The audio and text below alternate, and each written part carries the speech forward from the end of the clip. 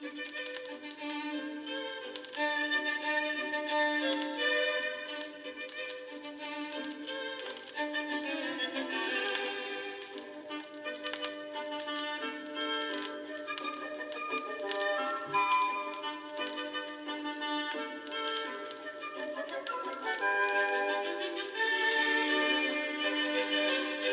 right, we've got my record playing from Brimfield, and I'm just gonna rapid fire answer questions that you guys have been asking me about Brimfield and tell you some answers that you gave me. So first of all, you guys told me this is not a muffin tin. It's either a jelly mold or it's a tart mold. So maybe I'll make both of those. Thanks, guys. You also told me to just strike a match. You should do it towards you. I've been doing that. That's a game changer. Now, for some of your questions about Brimfield. Number one, how many fields are there?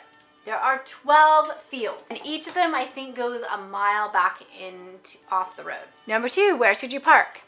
So I liked parking at Quaker Acres and Green Acres. Remember those names. And it's $10 every time you park in those places when I went. Number three, are they serious when they say cash only? Oh yes, I have never seen such a cash-only place in my whole life. Even Boston, I went to buy gelato and cannolis and cash only. So you have to have cash. I'm talking several $100s worth of cash every day.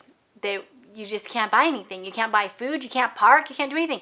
But they have a couple ATMs, but they're really serious. I've never been in a place that was so serious about cash only. Number four, how are the prices? Okay, I think the prices were really good. You are also allowed to haggle. Most of the places I think were really good, but I usually would drop them down a little bit, even if it was $2, like $20 down to $18 or something. Yeah, be comfortable asking for a lower price. Number five, what should you bring?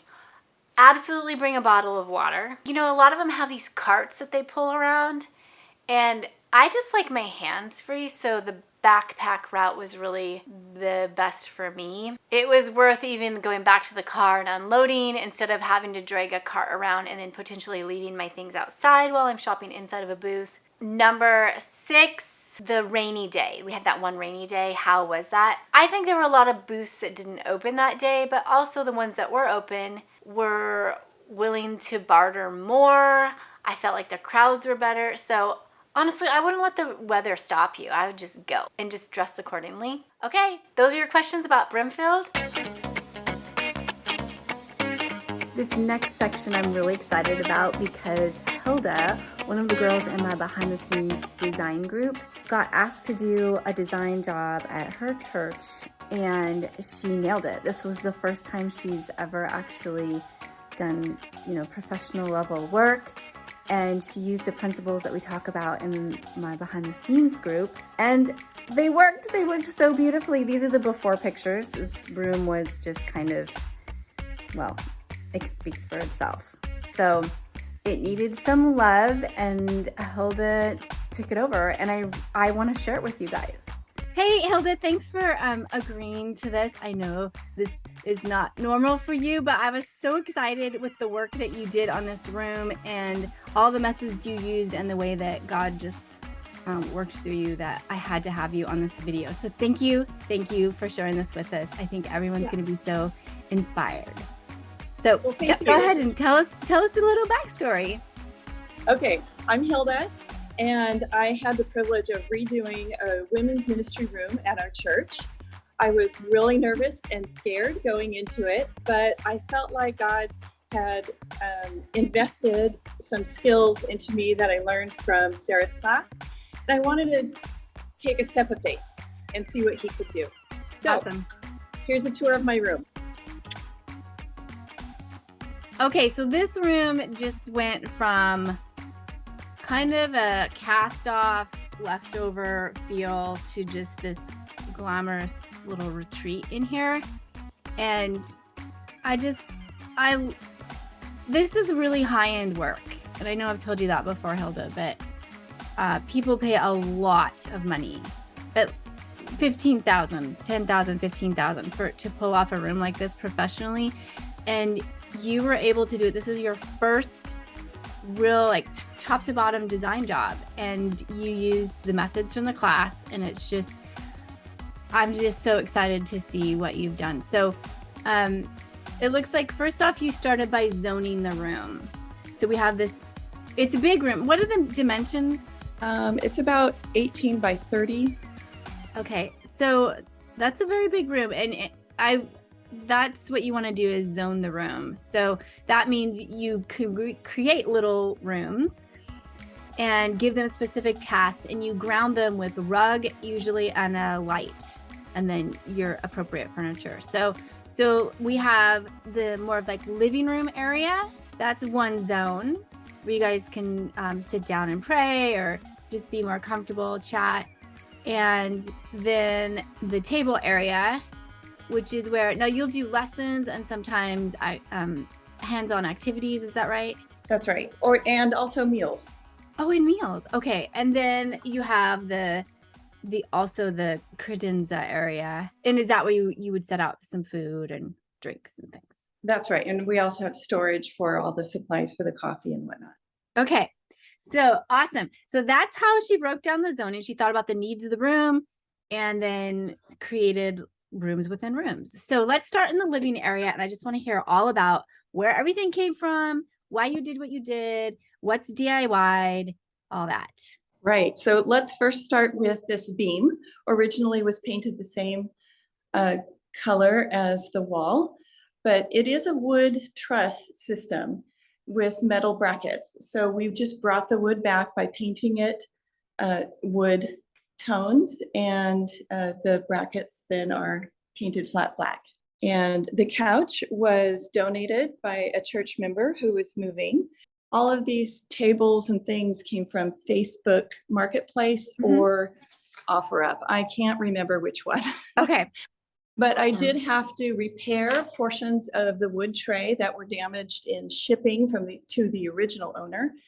And I painted the black frame to match the black of the other table over here. Ooh, originally it was a shiny gray. Oh, I didn't know that. Okay. We did talk in the beginning. I didn't mention that, but Hilda and I chatted about what could be done, and then she just took off with it. But we narrowed down like what metal, just pick one metal, we'll pick one wood tone. And so she knew she had to stick to black, and she kept steering the ship back to the original plan. And that's how it looks so professional. Okay, so keep going. All right, thanks. Let's see. The pillows came from Target and Etsy. Excellent. The artwork is from collected prints. The frames, some of them I had lying around the house that I repurposed. And the floating frames I constructed out of scrap wood and painted them a wood tone. Oh my gosh. So much love and so much work. Again, end table, Facebook, and the lamp is from Crate and Barrel Outlet. I got a very good deal. It was a little scuffed in places, but I touched those up with Rub and Buff, and you can't hardly tell. Awesome. This mirror is an IKEA mirror that was heavily discounted because it had damage, and I filed down the damage, made it smooth, and painted it gold. Oh my gosh. And Hilda, this could be used as a wipe-off board. Is that correct? If you wanted, you could just use a wipe-off pen and... Yes. I love it. The rug was one of the first things I got. It was free off Facebook Marketplace. And a gentleman in the church volunteered to clean it for us. And this was the launching point for the color scheme of the room. Okay. And Hilda, I didn't hear, where was the other rug from? Is that IKEA? This rug is from Facebook Marketplace too. Okay. The chairs and the table, I decided to invest most of the money in these two things because you can't buy those very easily used, because I needed a very large table. The chairs are from Events Table. Okay. And the table is from Crate and Barrel Outlet again, and a wonderful deal on that too. One of my favorite things about this room are the chairs. I just think they look high end. They do not look, they're from a party rental store. I mean, blow my mind. I've never even thought to look if you need a lot of chairs. And I think you have some more in storage as well. Yeah. And they fold or stack. They stack. Yeah. Mm-hmm. And so she found these totally cute chairs for a really good price, and she needed a lot of them, which you could look for a year and not find those on Facebook Marketplace. So that is brilliant. I will be telling people about that idea. And then can you give us a close-up of this table, because it has really good detailing? Right. It has a semi-live edge to it. Yeah. Okay. And a bronze touch going down the middle. Little accent piece in there. That is beautiful. Right. So that informed the color of the lighting. All of the lighting I got off Amazon. Okay. Very nice. Okay. And then tell us about the drapes. They are from IKEA, very inexpensive curtains. And I doubled up, there's 2 curtain panels on each side of the window. Okay, that's a good design tip. We'll throw that in there. To make things look more high-end, do 2 panels. So 4 per window. So it just looks really full and lush. And then you got your length perfect. You're just touching the floor. Very soft. And then it matches the wall. That's such a high-end thing to do as well, is to match your wall to your fabric. It's one of the things you can do. And you nailed that color. Now, did you pick the fabric or the paint first? The paint was first. Oh, okay. I pulled that color based on the color that is in the rug. And then I went down to IKEA, bought several different curtains and tried them out on the wall. And this is the one that I liked the best. Wow. Okay. Amazing. And then curtain rods, those look like IKEA? Yes. Okay. Yep. I know those well. And then there is this accent wall. And this is my favorite part. I lied. The chairs are my second favorite. This is my favorite part. It is my favorite as well, but it was a labor of love, let me tell you. Yeah. So I found all of the wood for this. It's all scrap wood from the back of our church. It was used in other places on the grounds. Maybe it was an old stage. I'm not sure. Oh, okay. But so we've constructed a 2x4 and plywood panel over 2 doors that used to be here. The doors lead to what used to be different Sunday school rooms and is now one large room back there. So the church didn't need those 2 doors. So, and it was interrupting the flow of the room. So we covered up the 2 doors with 2x4s and plywood panel.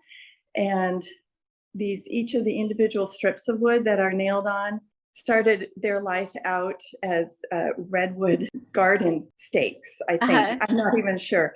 So each of these individual pieces of wood, we had to rip down, plane, patch holes, and then put them up on the wall. It also involved using a primer with shellac in it to cover up the knots and the discoloration that would come through because of the wood. Good job. That is amazing. So it looks like a piece of art. It covers the doors. So it simplifies the room. And also, you now created a little cavity that you can easily drop cords down. You don't have to hardwire these lights. You just put the cords through, drop them down, plug them in. Awesome. That also saved us some money. The credenza came from Facebook Marketplace. We updated the hardware. The artwork came from Home Goods. And I had to do a little DIY because originally it was more of a beachy feel with silver and a whitewashed frame. So I rub and buffed the front to make it gold instead of silver, and put a wash of brown paint, so it was no longer a whitewash, but brown. Awesome. If you can find the piece you want and it's the right shape, color is not really an issue. You can change color a million ways. So, and that's what you're showing here. Yeah. Yeah. Okay. Wow. So there it is. I'm so proud of you for saying yes and for being generous and resourceful.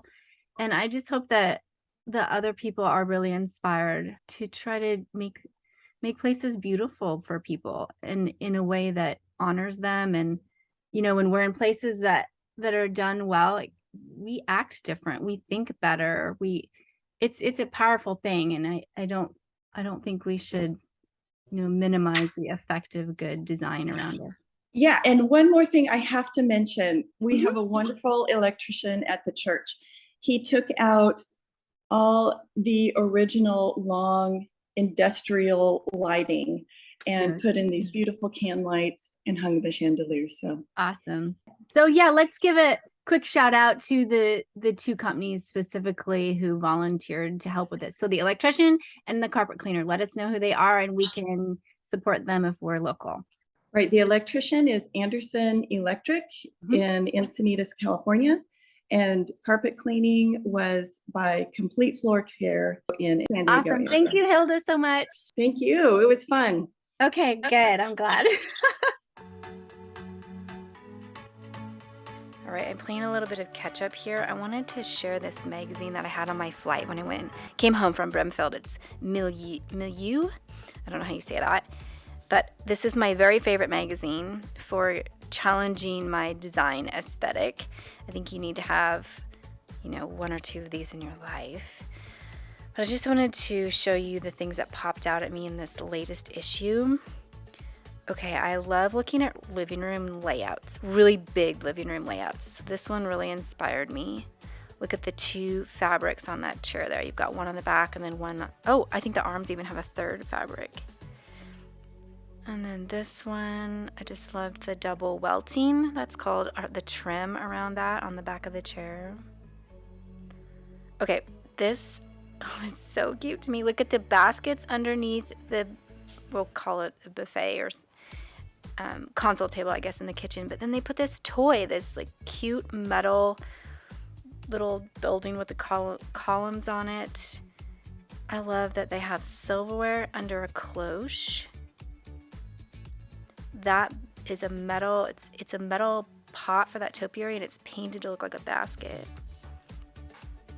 Okay, I read that these books were all recovered in a special Mexican type of method, so they all look, tonal on the bookshelves. Oh, I love that red coral. And then behind these picture frames, they have a TV. Okay, love the blue checks mixed in with dog pictures. So this is now giving me inspiration for the pillows that I want for the dog corner in my house. You know how I love dogs. Oh, that urn on a column. Cool corner piece. Okay.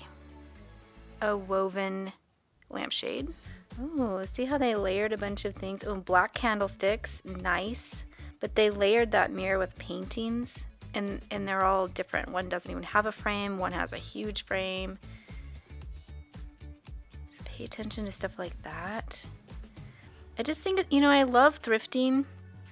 I also think you need to keep your eye on the high-end things too for inspiration. You need to go back and forth between thrifting and really high-end goods. Oh, there's those candlesticks again. That's a really bold color, huh? Oh, silverware. Cute. I want to get my silverware out of the drawer now. Okay, this one, I was kind of horrified at the colors, and yet I'm okay with it. But that chartreuse green, good grief. And then it looks like they actually stacked two dressers, like a smaller dresser on top of a larger dresser. There's probably a name for that, and it's probably one piece, but I was inspired by that, to stack two pieces.